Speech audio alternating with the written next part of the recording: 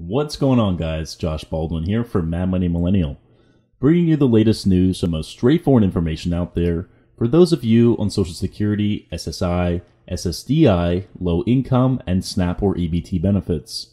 You can do me a giant favor by demolishing those like and subscribe buttons, and let's get into this video where we will discuss a couple of recent news updates, including the federal earned income tax credit, which is worth up to $1,500, a brand new universal basic income program worth up to $500 per month for the people of Chicago, free legal services for low-income Portland residents facing eviction, and education assistance to low-income families in Nebraska.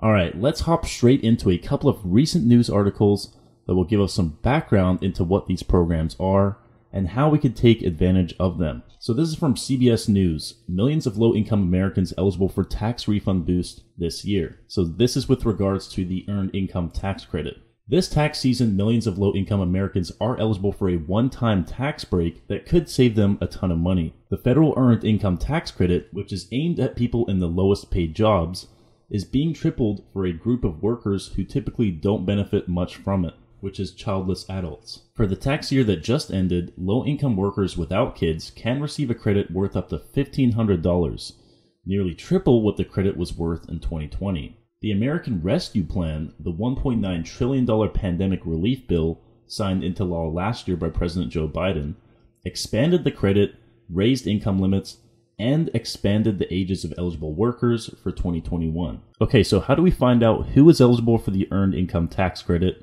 And how do we claim it? So the American Rescue Plan expanded who can claim the earned income tax credit by raising income limits for childless workers. Taxpayers without kids who earned up to $21,430 from a job, gigs, or self-employment can claim the credit when they file their tax returns this season. In most years, workers earning more than about $16,000 are ineligible for the earned income tax credit. Taxpayers can also choose to use income from 2019 to qualify for the credit, which is useful for those who lost their job or other type of work in 2020.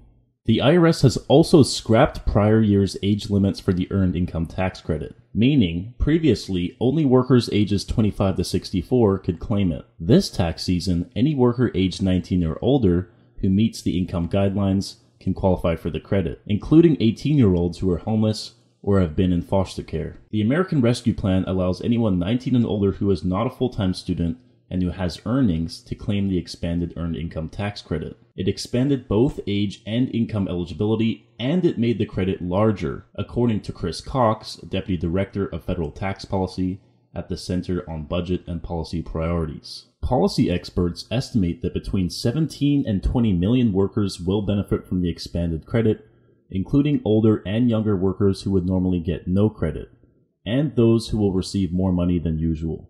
This is relevant to the people of Chicago, Illinois. So this article is called Low-Income Chicago Families to Get $500 a Month from City as part of a new program. Chicagoans can apply to the Universal Basic Income Program in April. It was one of 4 anti-poverty initiatives Mayor Lori Lightfoot announced on Thursday. Okay, so this is one of 4 anti-poverty initiatives just recently announced by the mayor of Chicago. Chicagoans can now sign up to get information about a basic income pilot program that will send $500 per month to low-income families. The Chicago Resilient Communities Pilot Program, so that's the name of the program that's providing this benefit, will provide cash assistance to 5,000 families per month for a year, providing them economic stability after the uncertainty caused by the pandemic. Households selected for the program must have been impacted by COVID-19 and will be selected using a lottery system. And this is one of 4 initiatives that Mayor Lightfoot rolled out this spring in order to fight poverty in Chicago. So together, along with this initiative, the 3 programs are expected to benefit more than 30,000 people of Chicago.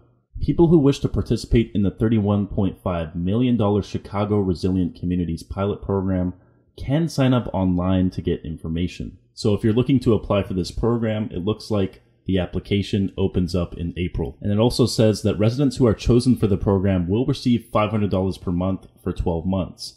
There will be no strings attached to the money or limitations on how it can be spent. To apply for this, residents must live in the city, be 18 years or older, have experienced economic hardship related to the pandemic, and have a household income at or below 250% of the federal poverty level. The city will work with nonprofits and an advisory group of experts to ensure the program is done in an equitable and effective way, according to the mayor's office. Now, it looks like other programs that Chicago is currently offering, Domestic Worker Relief Fund in April as well. This fund will provide a one-time grant of $500 to eligible domestic workers. So keep your eye out for that.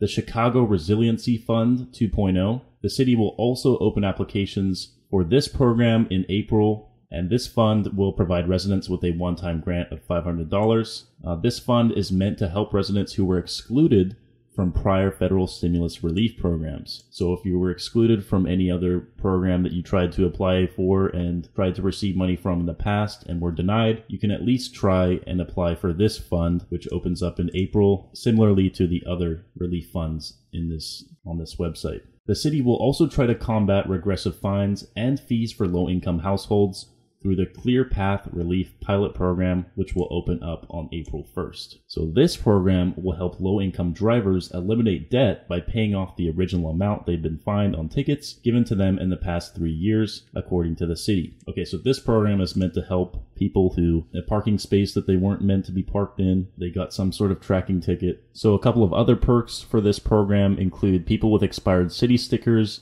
or expired license plate violations will also be able to fix this problem by buying the required sticker instead of paying a ticket. So people will also have the opportunity to fix each violation per license plate, but the fix must be done within 30 days of the violation. This is with regards to the residents of Portland, Oregon. Portland is now offering free legal services to low-income tenants facing eviction. So if you qualify, you can reach out for these free legal services as soon as you're served a notice of eviction. The Portland Housing Bureau, in partnership with the Oregon Law Center and Portland Community College's Clear Clinic, is offering legal support for low-income tenants facing eviction. Tenants can seek legal services as soon as they receive a notice of termination and do not need to wait until an eviction case is filed. So there are currently safe harbor protections under SB 891 for tenants who have applied for emergency rental assistance. Now, the deadline to apply for federal assistance from the state has been extended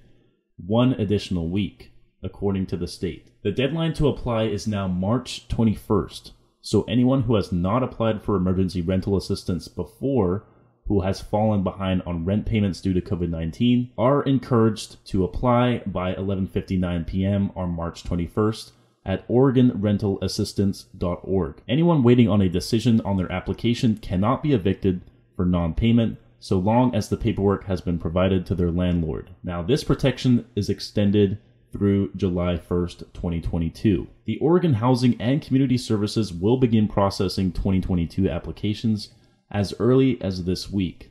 So for anyone not waiting on an application to be processed and are in need of legal services, because you have been served a notice of eviction, you must meet the following requirements to receive your legal support. Number 1, you must rent a unit within Portland city limits. You must be low income, which is 80% of the area median income or below. You must be facing eviction, which means one of the following must apply to you. You have received a termination notice that has not been filed in court, or you have received notice about the pending loss of your housing subsidy, or you have an eviction court case. Now, if you qualify and you have any questions or you need assistance, you can always call the number at 888-585-9638 or email them at evictiondefense@OregonLawCenter.org. In other news, this is with regards to the people of Omaha, Nebraska. So the governor of Nebraska, Pete Ricketts, expressed his full support of a brand new bill that would provide education assistance to low-income families during a press release on Tuesday. The bill, which is called LB 1240, this bill would take $60 million in ARPA funds and give it to low-income families whose children show signs of learning loss within the areas of math, science, and language arts. Each child who exhibits these signs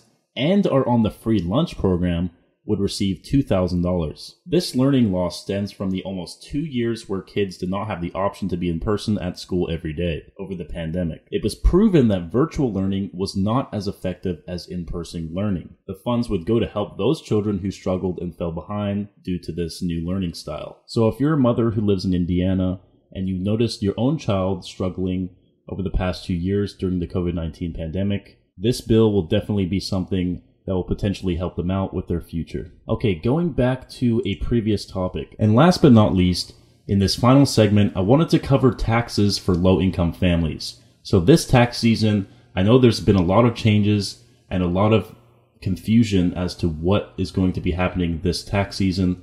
The IRS itself is preparing to do everyone's tax returns, and there's a lot of factors at play here.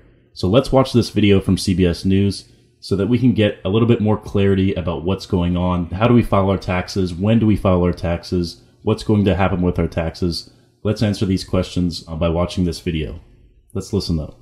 Well, the IRS is facing a backlog of more than 23 million returns this tax filing season. Now, during a hearing before the Senate Finance Committee, the agency said factors like budget cuts and retirements have led to understaffing, and that turns into poor customer service. The IRS has also taken on more responsibilities during the pandemic to distribute economic relief. These problems could result in Americans seeing a delay in their refund checks this year. CBS News reporter Sarah Ewald-Weiss joins me now with more. Sarah, so are we going to get delays on our tax return checks? You know, it really depends on how you file your tax return. The IRS is begging people to file electronically and to double and triple check their information. If they do that, they should be able to get their refunds in that 21-day window. But they really are facing unprecedented challenges this tax season. And these really have been long-term issues that the IRS is facing that has been exacerbated by the coronavirus pandemic. You talk about that backlog, 23 million items on its to-do list before it even addresses this tax filing season, which is making it a lot more work for a lot more people at the IRS. And what they're really saying is the heart of that problem is those paper returns, which is why they want people to file electronically. Because the IRS has extremely old systems. They date back to the 1960s and 70s. And so when they have these paper returns, a lot of their systems are not automated. They have to go in and put information line by line into their systems. After they were shut down in 2020 because of the pandemic for a number of months, they had to go back and work their way through all of that mail. That compiled up into last year. So people were waiting for returns from 2020 last year, and some of them are still waiting for refunds this year on top of last year's returns. So a lot of challenges there while they're seeing staffing shortages at the same time. So it really is a challenge for them. They're really pushing to have people file electronically. That is the top priority for them, and to double and triple check those lines in their returns when people file to make sure that they're all accurate. All right, so there you see, when you're filing your taxes this tax season, it's very important that if you can, try to file electronically so that you can get your refund within that 21 days that they mentioned, so that you see no further delays, so that you see no issues, because as she was mentioning, there are a lot of issues with the paper returns. Their systems are pretty old. She mentioned they were created back in the 60s and 70s. So the way that they handle paper returns is not as advanced and up to date as their current methods of handling electronic returns, of which they would be using, all types of new software. They would have the most up-to-date information. They would be getting their information delivered a lot more easier, and be able to track it a lot more easier with these new electronic systems. So if you can, please try to file your taxes electronically this year, TurboTax, whatever it may be. Alright guys, I hope you found this video helpful. If you did, please leave a like, comment down below any information you might have about your own state's benefits or programs, and of course subscribe. Stay safe, stay hustling, and I will talk to you guys again soon.